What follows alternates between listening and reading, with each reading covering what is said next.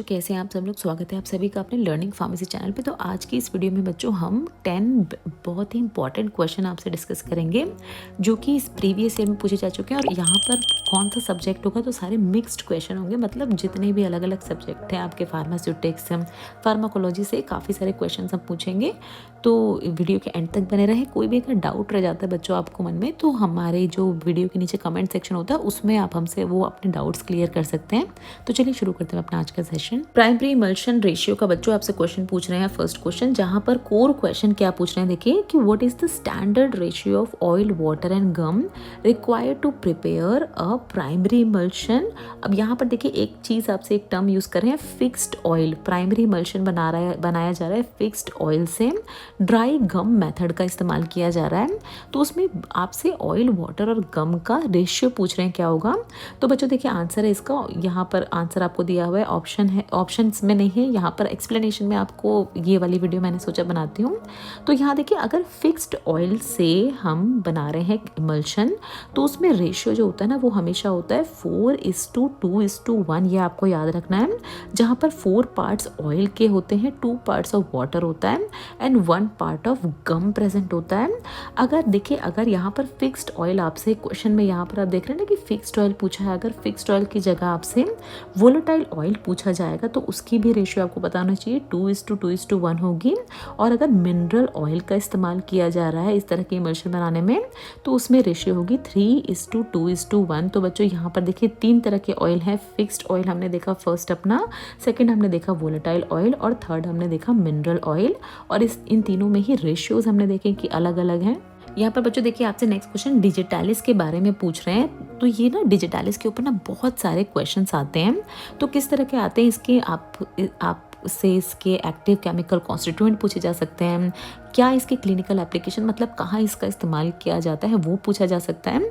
तो अगर हम डिजिटालिस की बात करें तो बॉटनिकल इसका सोर्स की अगर हम बात करें तो ये ऑब्टेन होता है ड्राइड लीफ ऑफ डिजिटालिस पर्प्यूरिया। ये इसके प्लांट का ये जो है साइंटिफिक नाम है, बॉटनिकल सोर्स है इसका।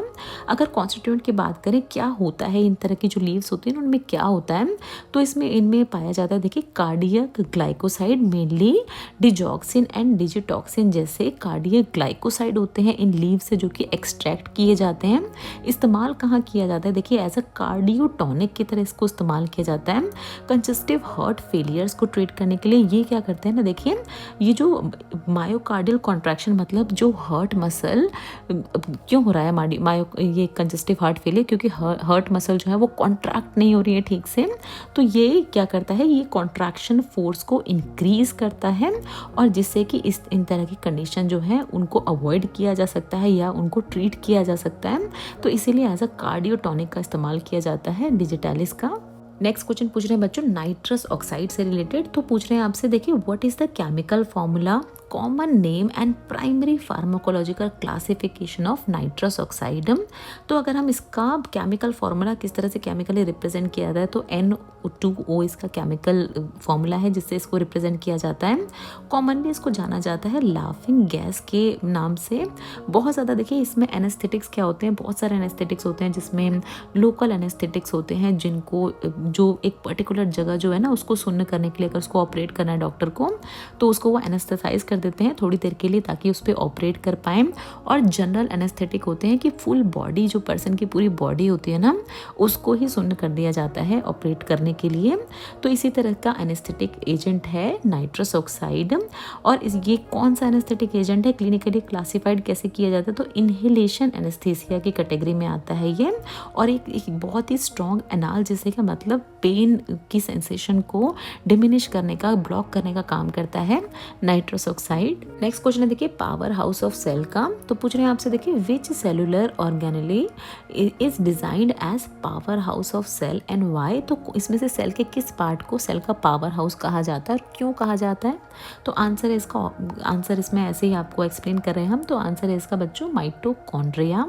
माइटोकॉन्ड्रिया क्या होता है, देखिए इसका फंक्शन क्या होता है सेल के अंदर, कि जितने भी सेलुलर रेस्पिरेशन होता है ना, मतलब सेल की जितनी भी एनर्जी प्रोडक्शन होता है ना, वो इसी माइटोकॉन्ड्रिया में ही होता है और इसीलिए इसको कहा जाता है कि सेल को पावर देने के लिए सबसे इम्पॉर्टेंट पार्ट होता है ये सेल का।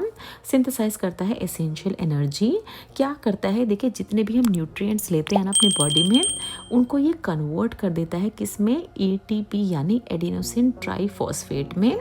और ये ही एडिनोसिन ट्राइफॉस्फेट की वजह से क्या होते हैं, जितने भी मेटाबॉलिक रिएक्शंस होते हैं हमारे बॉडी में जिनमें एनर्जी लगती है, तो वो फिर इसकी वजह से एटीपी की वजह से वो सारे कैरी आउट होते हैं।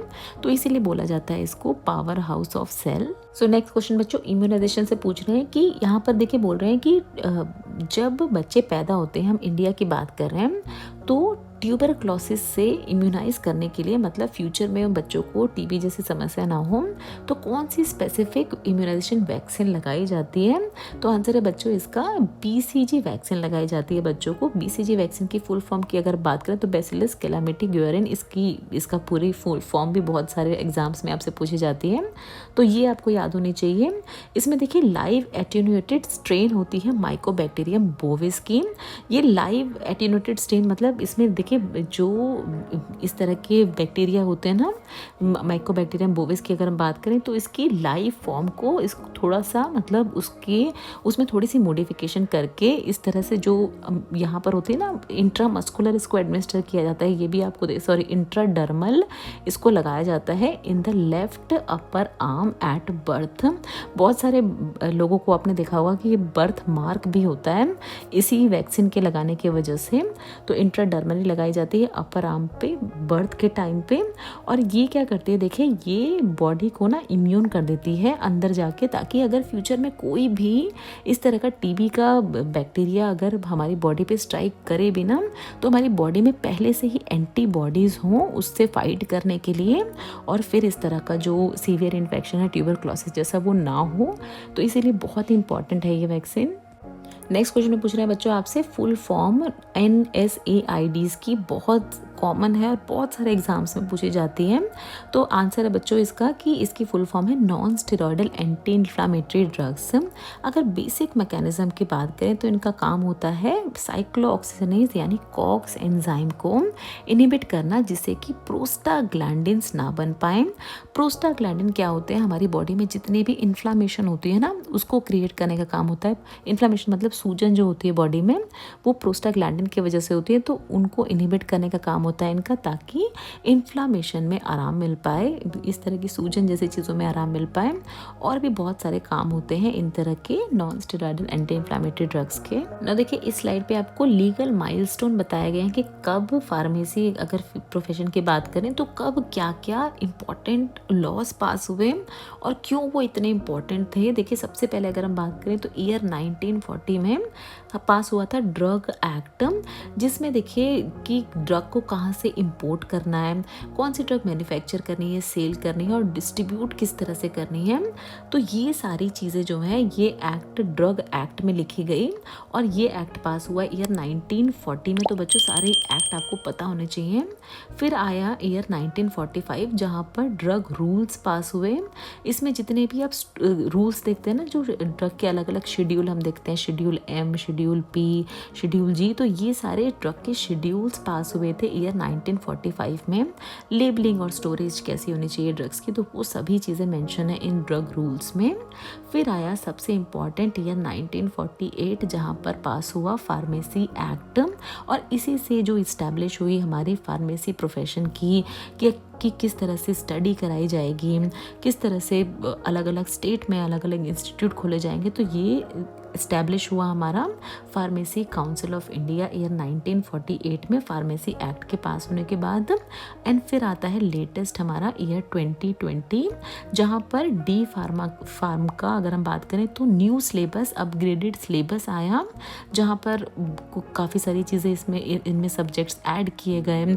कुछ सब्जेक्ट्स जो थे उनको एक ही में मिला दिया गया। तो इस तरह से अलग अलग रेगुलेशंस पास हुई सिलेबस से रिलेटेड। तो ये सारे माइलस्टोन्स हैं बच्चों जो आपको पता होने चाहिए। अब यहाँ पर देखिए ये कुछ फिजियोलॉजिकल बेंचमार्क हैं जो आपको पता होने चाहिए।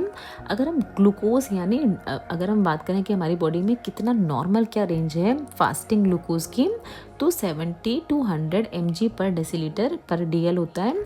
अगर ये 126 mg पर DL से ज़्यादा है तो पर्सन डायबिटिक होता है।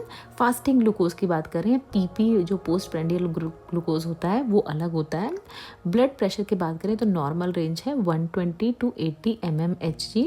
अगर ये 140 टू 90 mm होता है तो मतलब पर्सन को ब्लड प्रेशर की प्रॉब्लम है। अब ये जो चीज़ें हैं ना ये बहुत बार फ्लक्चुएट भी होती रहती हैं BP की अगर हम बात करें, बट अगर कंटिन्यूसली इतना रह रहा है फिर उसको मेडिकेशन लेनी पड़ती है एंटी हाइपरटेंसिव। बात करें सीरम कोलेस्ट्रॉल की तो लेस होना चाहिए 200 mg पर DL से। अगर ये 240 के ऊपर है, 240 या उसके ऊपर, तो पर्सन को हाइपरलिपिडीमिया होता है और फिर इसके लिए उसको एंटी हाइपरलिपिडेमिक मेडिकेशंस लेनी होती है। तो ये नॉर्मल रेंज है। अब आता है बच्चों, बहुत बार पूछा जाता है ABC एनालिसिस का क्वेश्चन, तो ये हमने अपनी प्रीवियस स्लाइड्स में भी कवर किया था, बट जिन बच्चों का छूट गया तो ये क्यों हम बार बार आपको बता रहे हैं, क्योंकि बहुत सारे एग्जाम्स में पूछा जाता है। तो देखिए ये एक तरह का इन्वेंट्री मैनेजमेंट सिस्टम है ABC क्लासिफिकेशन, जहाँ अगर हम कैटेगरी A की बात करें तो ऐसी ड्रग्स होती हैं जो कि हमारे, अगर मान लीजिए कि 100 रुपये एक हॉस्पिटल का बजट है तो 70 रुपीज़ जो है ये इन A कैटेगरी की ड्रग्स पे ही खर्च हो जाते हैं। इसमें अगर हम बात करें तो कौन सी मेडिकेशन आती है, जो कैंसर मेडिकेशन आती हैं और जो सीवियर बीमारियां होती है ना उनकी जो मेडिकेशन होती है ना उन पे सबसे ज़्यादा खर्चा होता है, तो उसको A में रखा जाता है। देखिए जहाँ 70% बजट खर्चा हो रहा है और बहुत ही कम आइटम होते हैं इस तरह के अगर हम हॉस्पिटल्स में बात करें। फिर आता है B में क्या होता है, देखिए 20% बजट, मतलब इसमें मान लीजिए अब 20 रुपीज़ जो है 100 में से अब वो B आइटम्स पे खर्च हो रहे हैं और ये आइटम जो है वो 20% तक होते हैं हॉस्पिटल में जो मेंटेन करके रखे जाते हैं। अगर हम बात करें क्लास C ड्रग्स की तो इस पे बहुत ही कम खर्चा होता है, मान लीजिए कि सिर्फ 10 रुपये इन तरह की मेडिकेशन पे खर्च हो रहा है और 70% तक ये आइटम होते हैं हॉस्पिटल में। बहुत सारी चीज़ें होती है इसमें जो नॉर्मल हमारे खांसी जुकाम बुखार की दवाइयाँ होती हैं। अब इस पर क्यों ये किया जाता है, क्योंकि देखिए ये जो कैटेगरी C है ना, अगर इसकी वेस्टेज भी होती है ना हॉस्पिटल में तो भी वो अफोर्ड कर सकते हैं, क्योंकि इतनी महंगी नहीं है और क्योंकि ज़्यादा क्वांटिटी में है तो वेस्टेज तो होती है बट इतना ज़्यादा सोचने की बात नहीं है। बट ये जो कैटेगरी A आप देख रहे हैं ना, इसको बहुत ही अंडर सुपरविजन रखा जाता है, लॉक एंड कीज़ में भी रखा जाता है और इसके जो जब ये आती है ना हॉस्पिटल में तो एक प्रॉपर रजिस्टर मेंटेन किया जाता है इन तरह की मेडिकेशंस को प्रॉपर निगरानी में रखने के लिए और प्रॉपर अच्छे से ये जा रही है पेशेंट के पास वो सब देखने के लिए, ताकि ये इस तरह का पूरा हॉस्पिटल का बजट बिगड़ जाएगा। तो इसीलिए इस तरह से ABC क्लासिफिकेशन के तहत दवाइयाँ रखी जाती हैं हॉस्पिटल्स में। ये लास्ट क्वेश्चन आपसे पूछ रहे हैं ओवर द काउंटर मेडिकेशन से रिलेटेड। तो देखिए हम सबको पता है कि over the counter OTC medications होती हैं जो कि फार्मासिस्ट जो भी, अगर आप किसी शॉप पे किसी फार्मेसी की शॉप पे जा रहे हैं तो वहाँ पर जो फार्मासिस्ट होते हैं ना वो आपको बिना किसी पर्चे के ये मेडिकेशन दे सकते हैं। इनमें सिंपल एंटासिड टैबलेट जैसे हमारी डाइजीन सिरप होती हैं और भी काफ़ी सारी ऐसी होती हैं जो ओवर द काउंटर अवेलेबल होती हैं। बट देखिए किसी भी चीज़ की, जैसे हम बोलते हैं ना कि किसी भी चीज़ की अधिकता तो अच्छी नहीं होती, तो ये OTC मेडिकेशन की भी अपनी एक लिमिटेशन होती है, अपनी एक, इसके अगर बहुत ज़्यादा इस्तेमाल किए तो साइड इफ़ेक्ट हो सकते हैं। तो जो फार्मासिस्ट डिस्पेंस करते हैं उनको भी ध्यान रखना है कि वो ये बता दे पेशेंट को जब वो OTC मेडिकेशन लेके जा रहे हैं इसको इतना, मतलब इसको इतना ईजिली अवेलेबल क्यों रखा जाता है। तो देखिए जो कुछ ऐसी बीमारियां होती है छोटी छोटी, जैसे बुखार की अगर हम बात करें, खांसी जुकाम की अगर हम बात करें, तो ये अगर किसी भी पर्सन को हो गई है तो एकदम से डॉक्टर के पास भागने की उसको ज़रूरत नहीं है। वो कुछ ऐसी मेडिकेशन है जो बहुत ज़्यादा हार्मफुल नहीं है, वो जाके ले सकता है। बट अगर कोई बीमारी, कोई कंडीशन जो है वो काफ़ी लंबे समय तक रह रही है तो ज़रूर ही डॉक्टर को जाके दिखाना चाहिए। So thank you so much for watching this video. ऐसे बहुत सारे क्वेश्चंस, बहुत सारी बेसिक चीज़ें जो हैं आपके कंसेप्ट्स की वो क्लियर करने के लिए हम आपके लिए आते रहेंगे। तो हमारे चैनल को सब्सक्राइब ज़रूर कर लें और इसी तरह से अपनी नॉलेज इंक्रीज़ करते रहें। तो see you all in the next video. Till then bye bye and take care.